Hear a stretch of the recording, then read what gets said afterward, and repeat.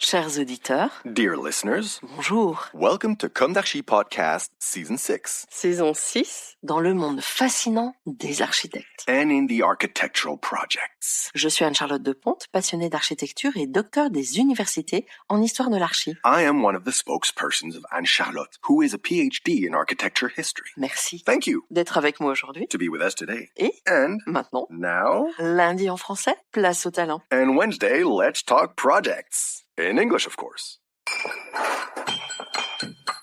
Bienvenue dans Comme d'Archi.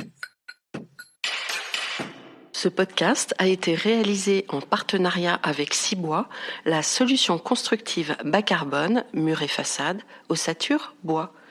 Le concept Cibois est un art de penser, un mur, autour de son ouverture, la menuiserie qui l'intègre, à retrouver sur www.cibois.com. Cibois, S-Y-B-O-I-S. Chers auditeurs, ravis de vous retrouver aujourd'hui en compagnie de Mirko Tardio et Caroline Djouric. Bonjour. Bonjour. Bonjour. Bienvenue dans Comme d'Archi. Vous êtes architecte et à la tête de l'agence Djouric Tardio, architecture et patrimoine, basée à Paris, dans le 20e. C'est bien ça ? C'est bien ça. Vous prenez une architecture frugale et responsable, ainsi qu'une densification douce des zones urbaines et périurbaines, reposant sur la transformation et la réhabilitation raisonnée du patrimoine, qu'il soit historique ou ordinaire. Vous développez des solutions hors site et une entreprise comme Cibois est une valeur ajoutée pour vous dans les recherches que vous faites par rapport à cette méthodologie. Nous enregistrons aujourd'hui et d'ailleurs au cœur du showroom Cibois, ou plus précisément de l'entité mère du groupe Millet, avenue de l'Observatoire, à Paris 14e, un très bel endroit. Avant de rentrer dans le vif du sujet, une interrogation insolite sur le goût de l'architecte. Aimez-vous les plaisirs de la table ? Quels sont vos mets préférés ? Et pouvez-vous évoquer un souvenir gustatif ? On commence par Caroline. Alors, on est une famille, on a plaisir à manger parce que on est associés, mais on est aussi un couple. Donc ça compte dans notre histoire. Donc Mirko est très bon cuisinier, donc j'aime manger à sa table et à la cuisine italienne notamment. Ouais. Un souvenir gustatif ? Alors si je reviens très très loin, c'est très régressif, mais la semoule au lait. Alors ça n'a rien à voir, mais c'est un plat que vous aimez, qui est chaud. Non, alors que je ne mange plus, mais voilà, qui est un souvenir fort d'un plat réconfortant. Mirko.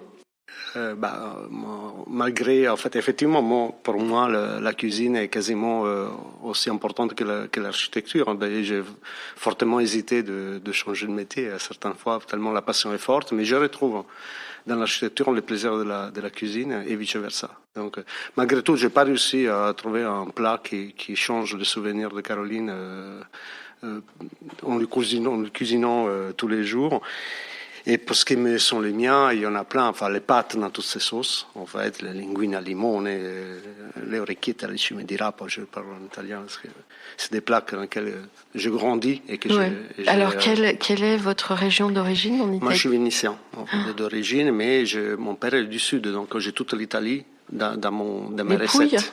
Non, de la Campanie. Voilà. Donc, toute l'Italie est dans mes assiettes. La France est arrivée, donc il y a aussi de la France. Il y a le bœuf bourguignon avec la polenta, qui est un de mes plats préférés.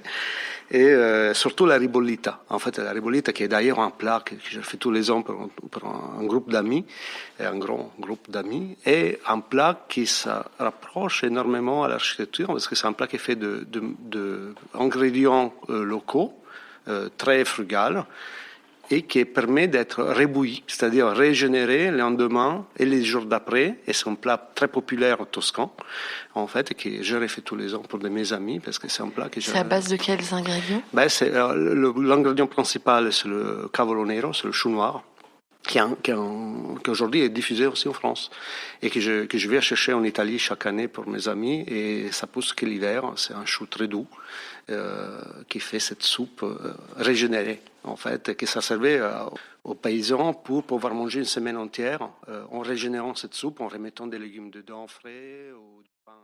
Retrouvez l'intégralité de cet épisode sur Apple Podcast, Acast, Deezer, Spotify.